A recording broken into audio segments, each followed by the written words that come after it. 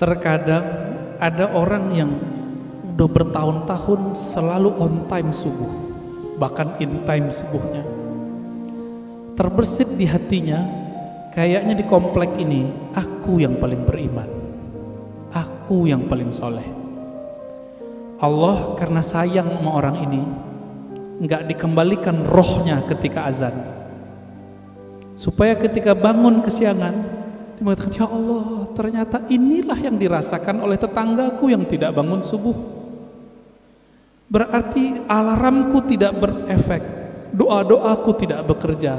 Ini adalah mutlak pemberianmu. Di situ dia bersyukur, Pak. Setiap hari besok dia mengatakan, ya Allah, tolong bangunkan aku. Jadi ada perasaan harap-harap cemas yang buat dia merasa dirinya merasa hina di hadapan Allah. Inilah makna hadis qudsi, hadis sahih. Apa kata Allah? Ya ibadi, fa illam tuznibu. Hai hambaku, jika engkau tidak merasa berdosa, tidak merasa hina di hadapanku, tidak merasa lemah di hadapanku, aku akan datangkan generasi baru yang mereka merasa berdosa.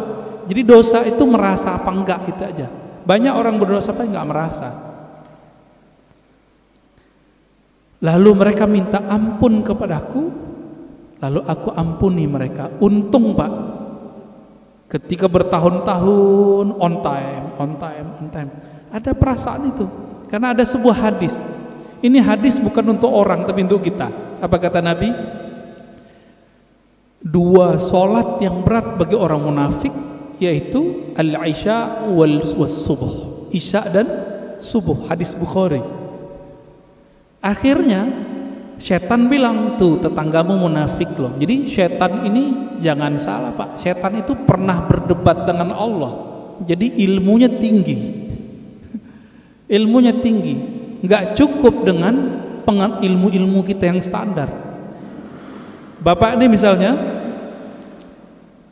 udah jadi kiai, itu setannya punya ilmu di atas kiai itu. Lalu gimana? Kita harus punya perangkat senjata yang bisa menaklukkan itu. Masih ingat kisah Nabi Musa? Nabi Musa didatangi, hadis Sahih Bukhari, didatangi oleh Adam. Saya pernah cerita di sini kalau nggak salah. Oh belum kali ya, ini kan baru yang kedua ya. Apa kata iblis? Hei Musa, ente kan kalimullah, orang yang dialog dengan Allah. Ya, bilang dong ke Allah, aku mau tobat nih. Iblis pernah kepikiran mau tobat, karena iblis udah ditunjukin neraka tuh kayak gimana, Pak. Iblis loh ya. Jadi iblis aja kepikiran mau tobat, masa orang maksiat gak pikiran tobat? Lalu apa kata Musa? Bertanya Musa kepada Allah, lalu Allah sampaikan kepada Musa, sampaikan itu kepada iblis. Ya? Iblis, apa? Jika engkau ingin tobat, maka revisilah pembangkanganmu itu. Gimana cara merevisi pembangkangannya?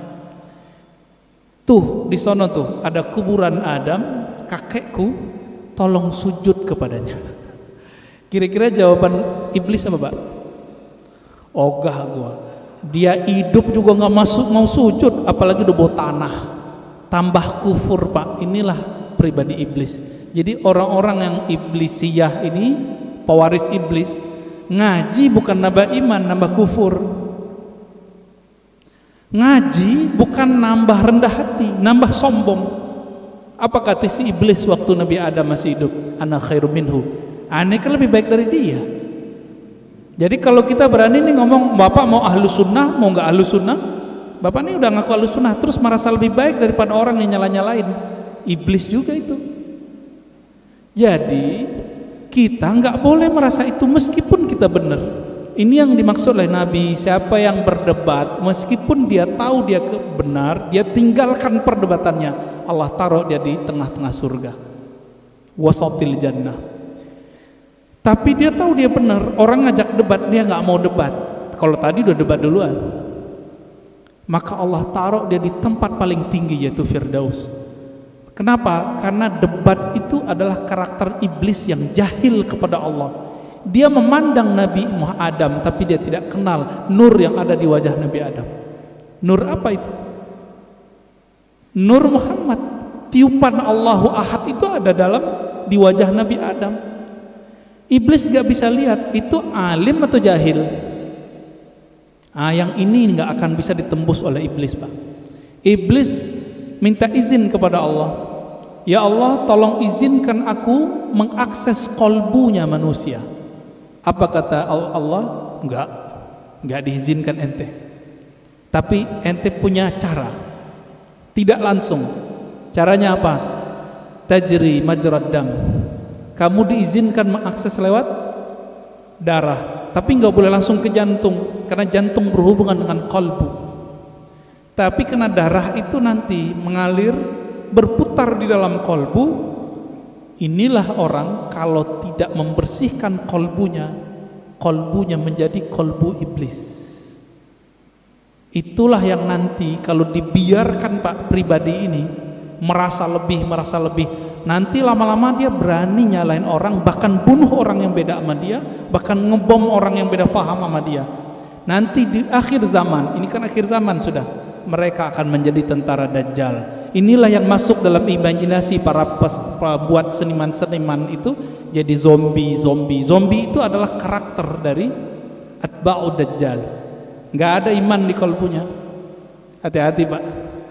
Ya, maka pandanglah kolbu itu, bersihkan tiap hari. Jadi kalau mau istighfar, nggak hanya istighfar zahir, istighfar kolbu. Kalau kita udah masuk istighfar kolbu, siapa aja ngomong kita dengerin, siapa yang ngajar kita dengerin. Khotibnya nggak menarik, tetap kita doain. Tapi kalau iblis bersarang di kolbu lewat darah itu, karena dia bisa menguasai darah di mata, dia akan bilang, khotib bodoh, gitu Pak. Mulai itu. Walaupun bapak ini ahlu sunnah aswaja katanya, kolbunya sudah jadi kolbu setan. Jadi jangan heran banyak nanti dai-dai yang katanya berpakaian aswaja ahlu sunnah, tapi kolbunya sudah kolbu iblis. Apalagi yang bukan ahlus sunnah. Semoga Allah melindungi kolbu kita. Amin ya rabbal alamin. Ya.